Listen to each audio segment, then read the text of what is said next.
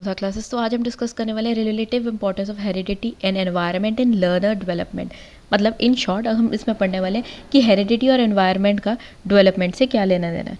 तो सबसे पहले हमें पता होना चाहिए कि जो हेरिडिटी है वो जो पर्सनालिटी है बच्चे की या किसी भी पर्सन की, उसको काफ़ी ज़्यादा अफेक्ट करती है।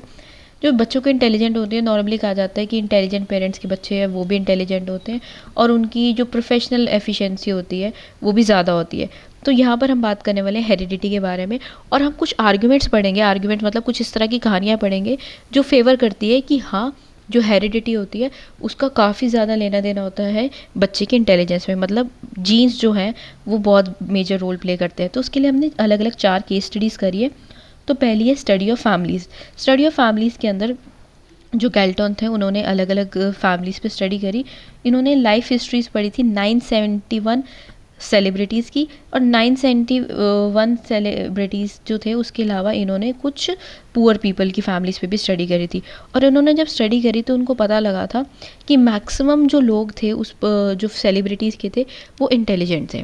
और जब इन्होंने कॉमन और पुअर पीपल में करा स्टडी तो उनको पता लगा कि क्योंकि पुअर पीपल थे उनको इतने ज़्यादा एजुकेटेड नहीं थे, तो उसके बाद जो उनकी आगे वाली जो जनरेशन थी वो भी लो इंटेलिजेंस या पुअर इंटेलिजेंस वाली थी। तो इससे इन्होंने पता लगाया कि एक कंक्लूज़न लगाया कि जो इंटेलिजेंस होती है वो एक जनरेशन से अगली जनरेशन में ट्रांसफ़र होती है।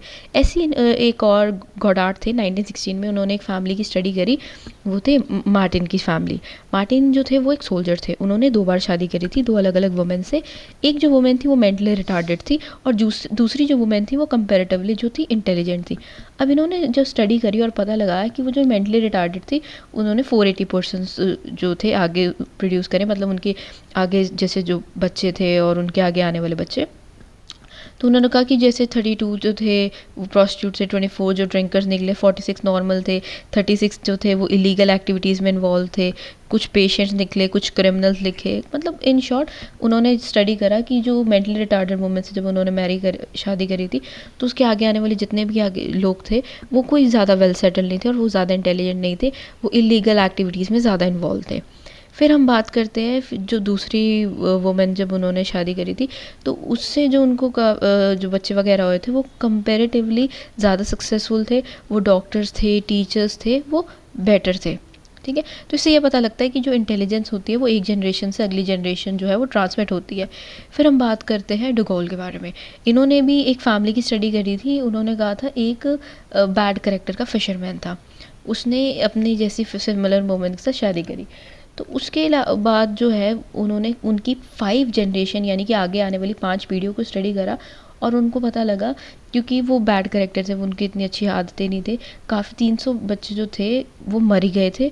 मतलब क्योंकि उन्होंने 1000 पर्सन्स यानी कि 5 जनरेशन्स को स्टडी करा था। उन 1000 पर्सन्स का ये डाटा है कि 300 जो थे वो चाइल्डहुड में मर गए थे, 440 थे जो हमें काफ़ी लंबी बीमारी से जूझ रहे थे, 310 थे जो ऑर्फन हाउसेस यानी कि अनाथालय में थे, 130 जो थे वो क्रिमिनल बने। मतलब इन शॉर्ट इससे हमें पता लगता है कि जो एक पर्सन होता है वो उसकी जो इंटेलिजेंस होती है वो आगे जाती ही जाती है। ऐसे एक प्रोफेसर टायरन थे, टायरन ने भी 8 जनरेशन स्टडी करी थी रैट्स की और उनको भी यही पता लगा कि जो लो इंटेलिजेंट रैट होते हैं वो आगे जो रैट्स पैदा करते हैं वो भी लो इंटेलिजेंस के ही होते हैं। और अगर जो रैट्स है वो हाई इंटेलिजेंस के हैं तो उसके बाद जो वो रैट्स प्रोड्यूस करेंगे उनके आगे आने वाले बच्चे होंगे वो भी हाई इंटेलिजेंट रैट होंगे।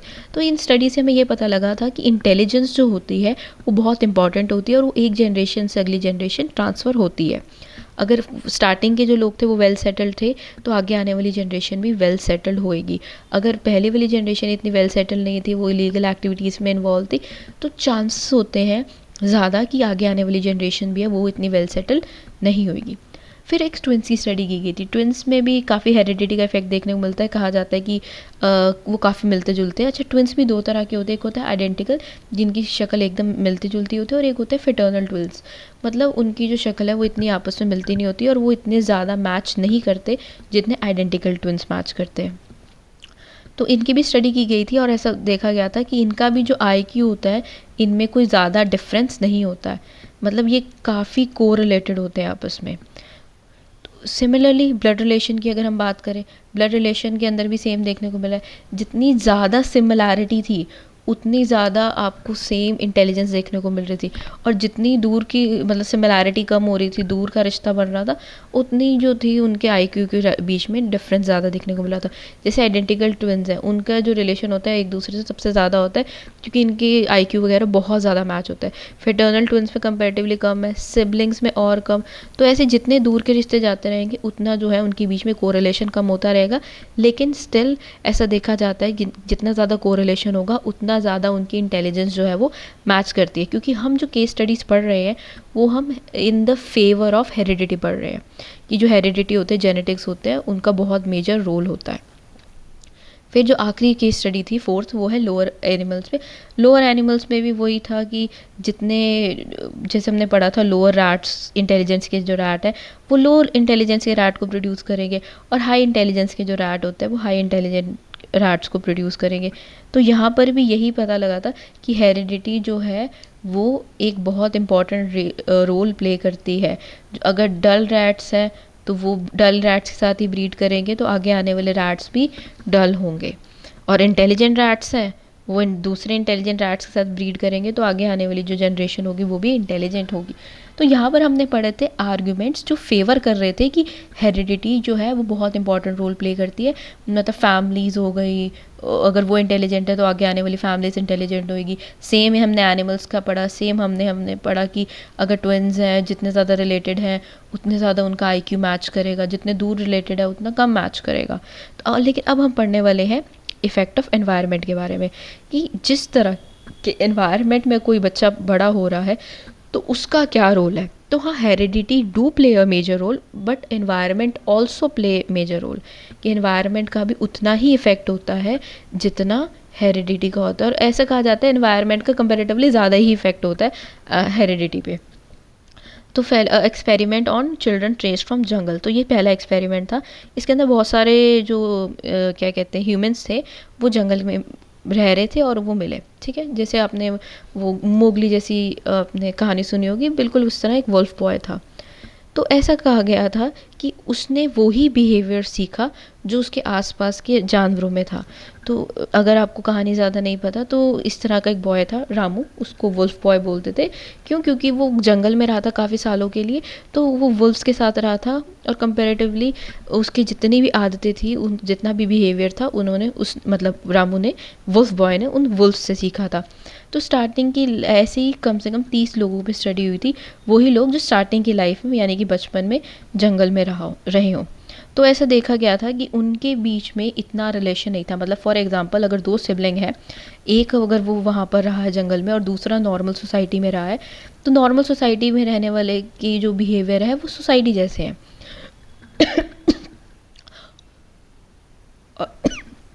और जो जंगल में रहा है उसका जो बिहेवियर है वो कंपेरेटिवली डिफरेंट है। तो सेम एपिसोड ऐसी दो सिस्टर्स का हुआ था। एक जो थी उसको काफ़ी की स्टार्टिंग के ईयर्स के अंदर उसको जंगल में रख दिया था, और वो बंगाल के फॉरेस्ट में फाउंड हुई थी, और जो दूसरी थी वो बाकी नॉर्मल सिटी में रही थी।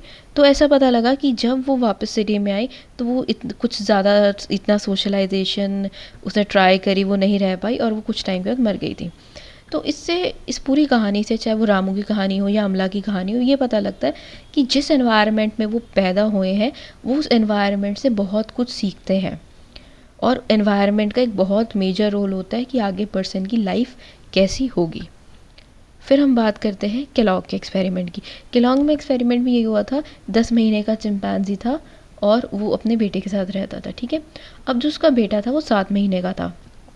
तो मैं एक बार लिख देती हूँ, केलॉग का एक्सपेरिमेंट है, 10 महीने का चिंपैंजी था और 7 महीने का जो उसका बेटा था। ठीक है, अब दोनों जो थे वो सिमिलर एनवायरनमेंट में रहे। ठीक है, ये दोनों कंपैरेटिवली चिंपैंजी के दोनों बेटे थे। ठीक है, अब दोनों क्योंकि सिमिलर एनवायरनमेंट में रहे, तो क्योंकि पहले वाला जो था चिंपैंजी, उसको भी स्पून और ड्रिंक मतलब स्पून से खाने की आदत थी और ग्लास में पानी वगैरह पीने की आदत थी, तो इसलिए जो दूसरा था वो भी सेम एनवायरनमेंट रहा था, तो उसको भी वही सेम आदतें लगी।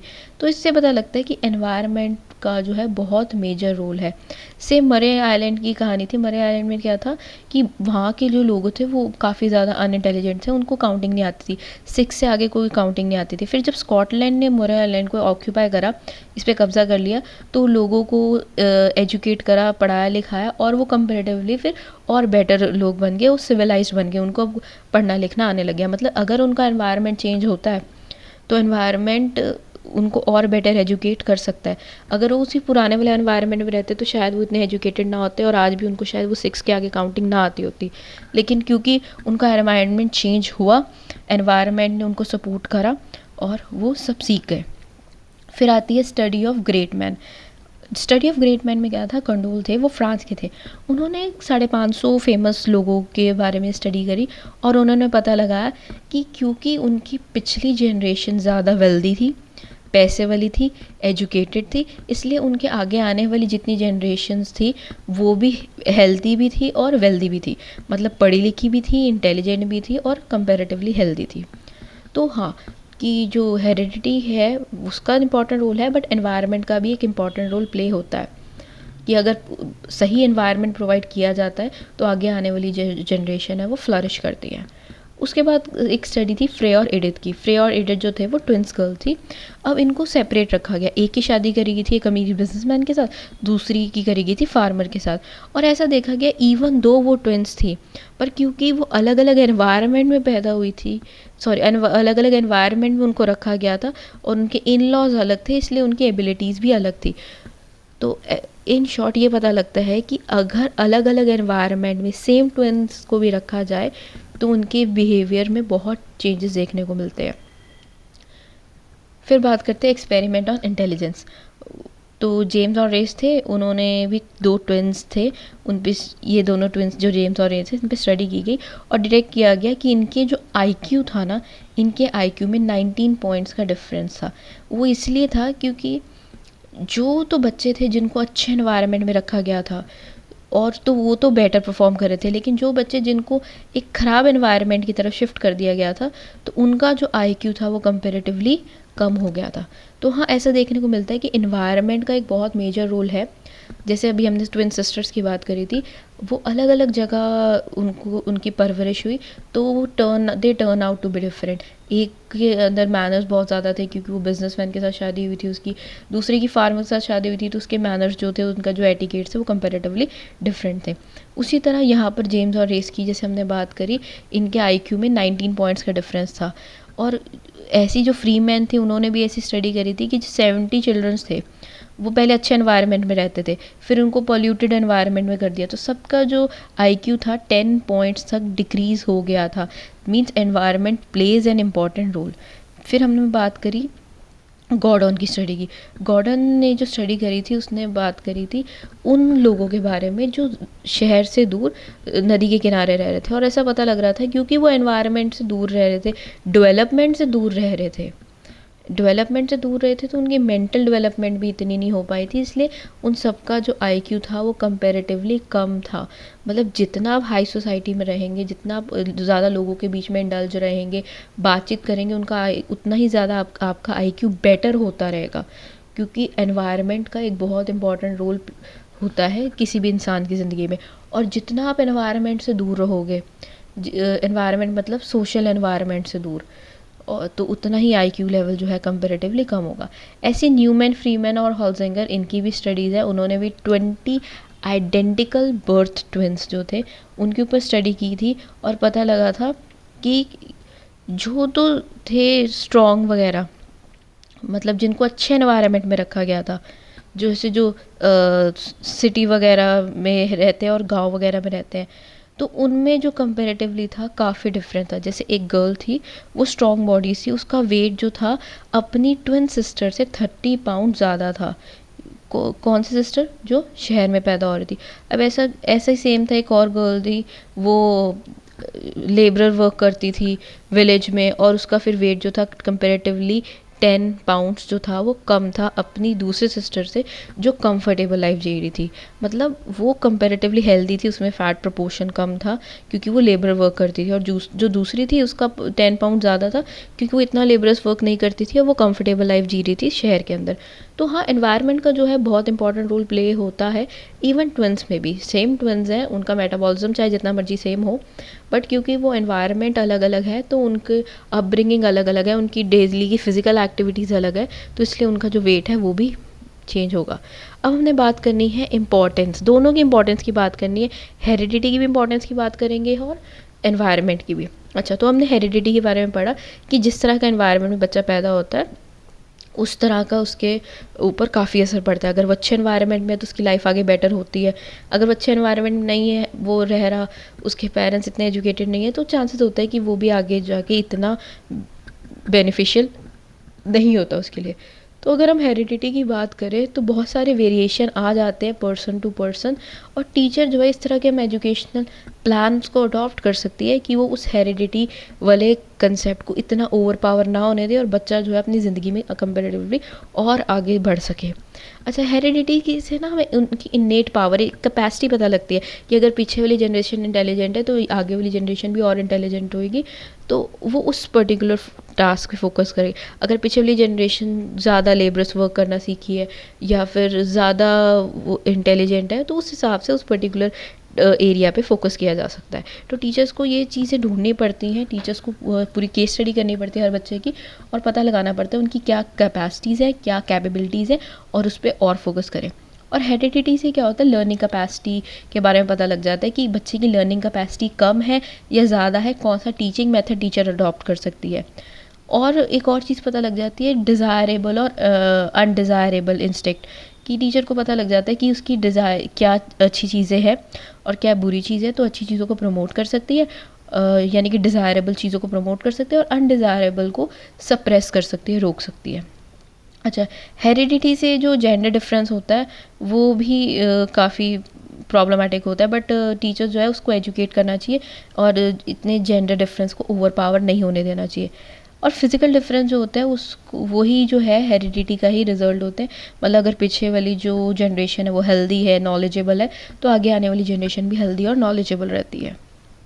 अच्छा, फिर हम बात करेंगे इम्पोर्टेंस ऑफ, अभी हमने पढ़ा हेरिडिटी के बारे में, नेक्स्ट हमने बात करनी है इम्पोर्टेंस ऑफ एनवायरनमेंट के बारे में। उसके बाद जो हमने अलग अलग जितने भी टॉपिक्स हैं हम अलग अलग वीडियो में डिस्कस करते रहेंगे। Thank you.